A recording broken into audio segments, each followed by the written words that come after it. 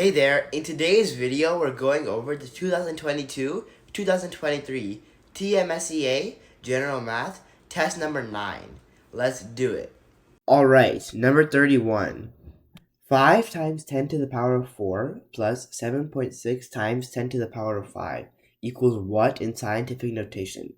Alright, I actually have a full video just on scientific notation, which will be linked in the pin card at the top, but let's continue with this problem.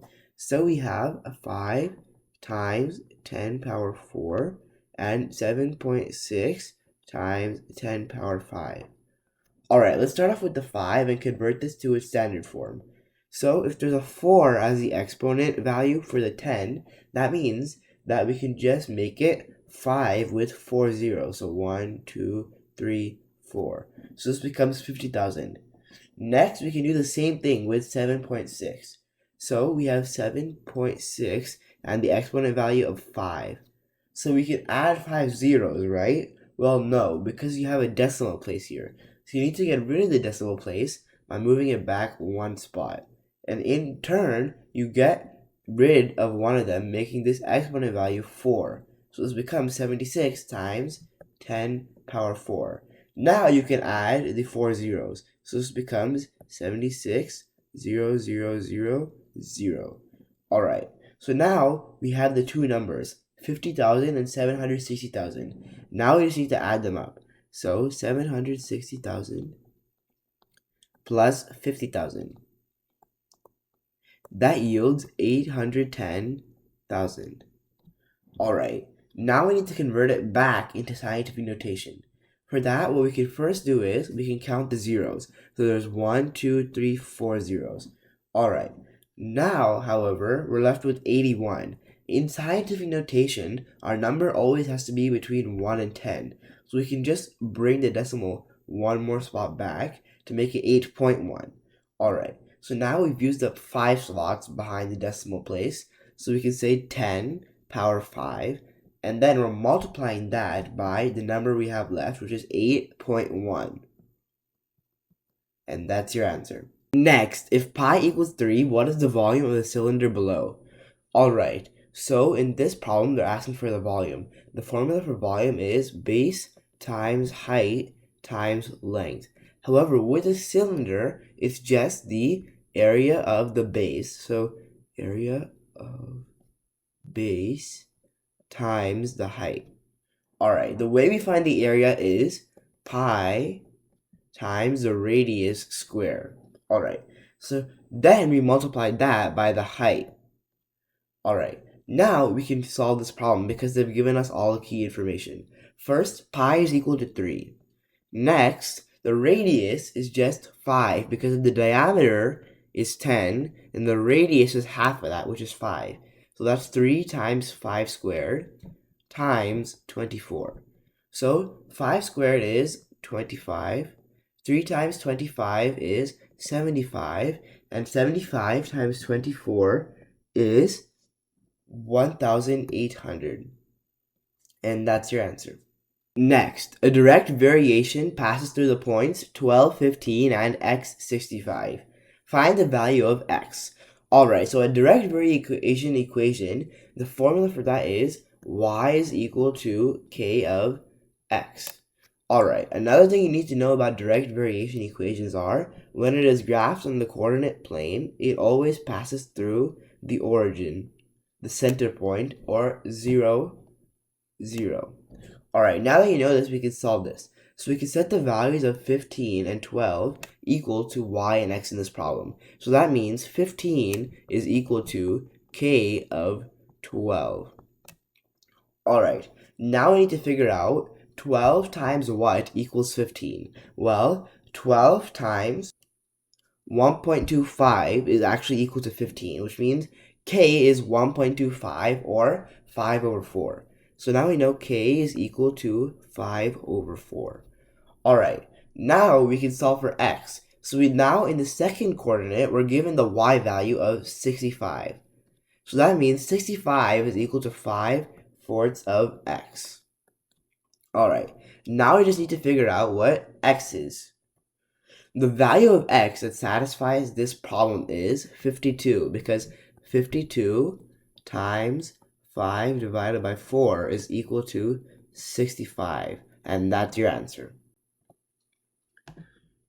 Next, what is the domain of the function f of x is equal to 7/2 of x plus 3 when the range is -11, -4, and 17?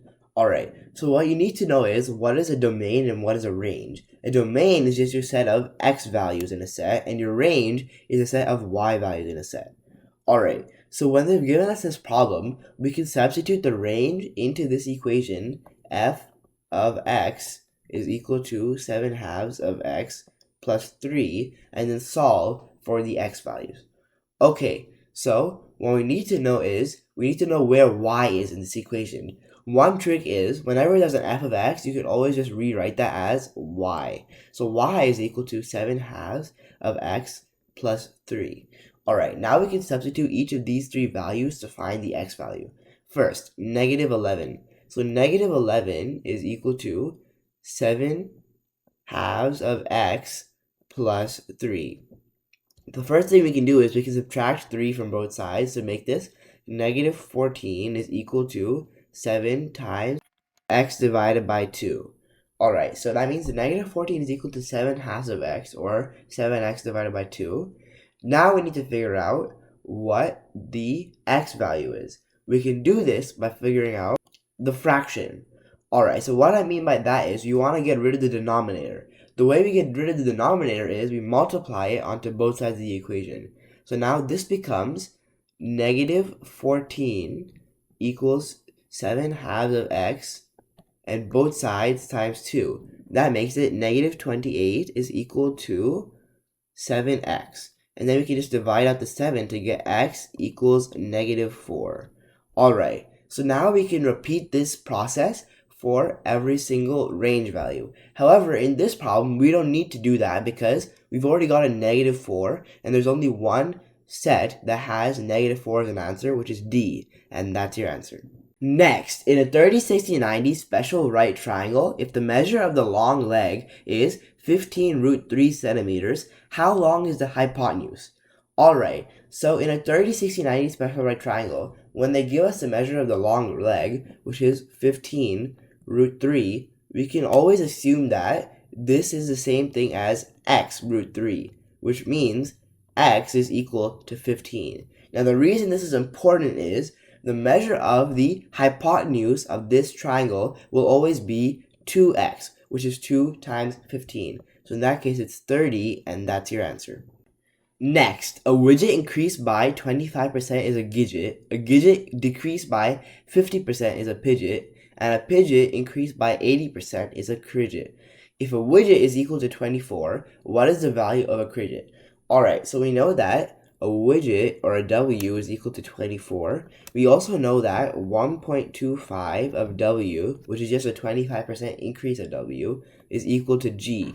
We know that 0.5 of G is equal to a P, and we know that 1.8 of a P is equal to a C. So now, we're knowing that this is 24, we need to figure out what C is. This is actually pretty simple. Alright, so first, we could plug in the value of 24 into the W, which is 1.25 times 24 equals G. Alright, 1.25 times 24 is just 30. So G is equal to 30. Next, we can substitute the value of G into this equation. So this becomes 0.5 of 30 is equal to a P.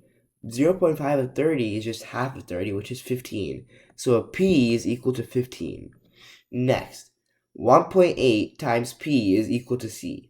Alright, so that's just 1.8 times 15 equals C. 1.8 times 15 is 27, and that's your answer. Next, Eva's bedroom floor is the shape of a square that has a perimeter of 48 feet. How many 2 feet times 3 feet rectangular tiles does Eva need to completely cover her bedroom floor? Alright, so if the shape of her floor is a square and has a perimeter of 48 feet, that means we can divide the perimeter by 4 to get the length of each side. 48 divided by 4 is 12, which means each side of the bedroom floor is 12 feet. Alright, knowing this, we can see how many times can we have 2 times 3 foot rectangular tiles. Well, on this side with the 12, we can say that this is the x and this is the y. It really doesn't matter, but let's just use this as an example. Alright, so let's say the 2 is our x and our 3 is our y here as well.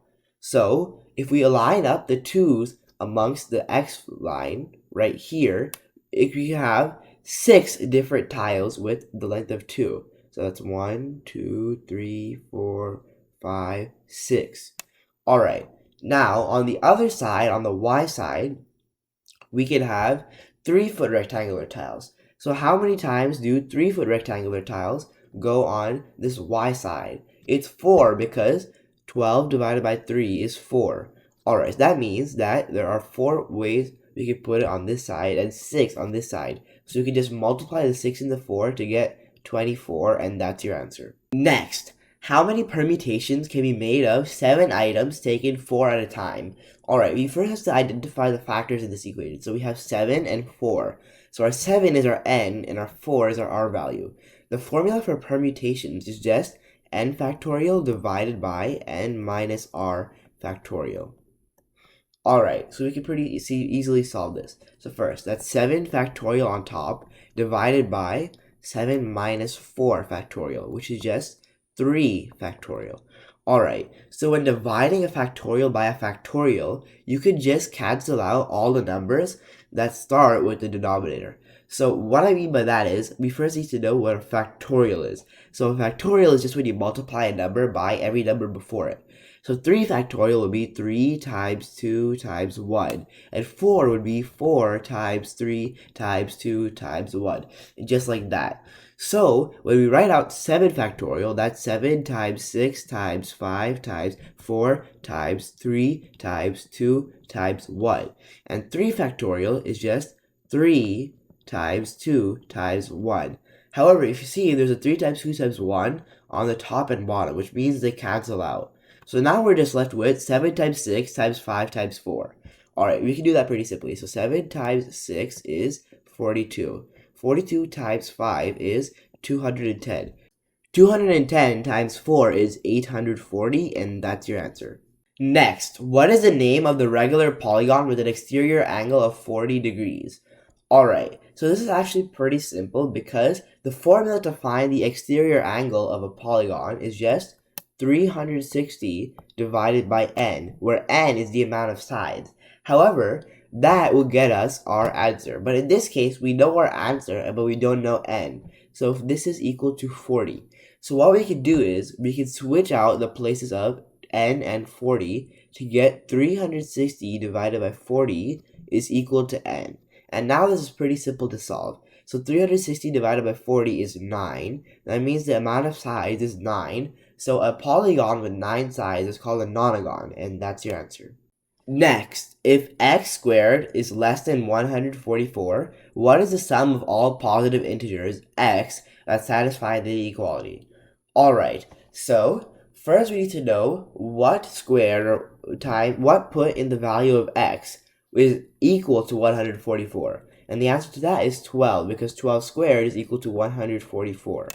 Alright, that means that the numbers less than that, from less than 12, are equal to x. So x just has to be less than 12. So every positive integer that is less than 12 is 1 plus 2 plus 3 plus 4 plus 5 plus 6 plus 7 plus 8 plus 9 plus 10 plus 11. So these are all the positive integers less than 12. And now we need to add them. So let's do that. So 1 plus 2 is 3. 3 plus 3 is 6. 6 plus 4 is 10. 10 plus 5 is 15. 15 plus 6 is 21. 21 plus 7 is 28. 28 plus 8 is 36. 36 plus 9 is 45. 45 plus 10 is 55. And 55 plus 11 is 66. And that's your answer.